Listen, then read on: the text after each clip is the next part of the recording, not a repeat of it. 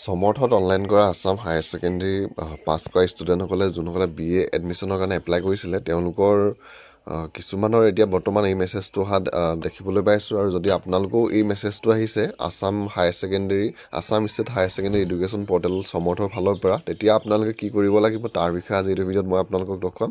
তো আপোনালোকে online submit কৰাৰ সময়ত সমৰ্থত যোনকেইটা ডকুমেণ্টছ আপলোড কৰিব দিছিলে সেই ডকুমেণ্টছকেইটা যদি আপলোড কৰোঁতে কিবা আপোনালোকৰ ভুল হৈছে, তেওঁলোকৰ এই মেইলটো অহা প্ৰায় দেখিবলৈ পোৱা গৈছে। ইয়াত আপোনাৰ যোনটো সমৰ্থৰ এপ্লিকেশ্যন ID আৰু কলেজৰ নামটো আৰু এটা লিংক তলতে আপোনালোকৰ ইয়াত এনেদৰে আহিছে। আৰু ইয়াত গৈ আপোনালোকৰ সেই যেতিয়াই আপোনালোকে আপোনাৰ সমৰ্থৰ IDটো অ'পেন কৰিলে তাত এটা অপশ্যন পাব আপোনালোকে আপলোড ডকুমেণ্টছটো। আপলোড ডকুমেণ্টছত যোৱাৰ পিছত আপোনালোকৰ সন্মুখত পিছৰ পেজটো এনেদৰে আহিব। তো ইয়াত মই যোনজন ষ্টুডেণ্টৰ কৰিছিলোঁ তেওঁৰ ৰেচন কাৰ্ডটো ভালদৰে দিয়া নাই হ'লে তো ৰেচন কাৰ্ডটো ইয়াত আপলোড কৰিবলৈ আহিছে। ৰেচন কাৰ্ডৰ লগতে তাৰপিছত আহিছে ID প্ৰুফৰ কাৰণে আধাৰ কাৰ্ড। তো ID প্ৰুফৰ কাৰণে তাত কেইবাটাও ডকুমেণ্ট আছিলে। তাত মেট্ৰিকৰ এডমিট, তাৰপিছত পান কাৰ্ড, আধাৰ কাৰ্ডৰ অপশ্যনটো তাত নাই হ'লে সেইকাৰণে মই তাত মেট্ৰিকৰ এডমিট কাৰ্ডটো দিছিলোঁ। আৰু মেট্ৰিকৰ এডমিট কাৰ্ডটোৰ ঠাইত এতিয়া ইয়াত তেওঁৰ যোনটো আধাৰ কাৰ্ড হয় সেই আধাৰ কাৰ্ডটো দিবলৈ আহি গৈছে আৰু সেই আধাৰ কাৰ্ডটো ইয়াত আপলোড কৰিবলৈ আহি গৈছে। তো যদি আপোনালোকেও সমৰ্থৰ ফালৰ পৰা এই মেছেজটো আহিছে তেতিয়া আপোনালোকে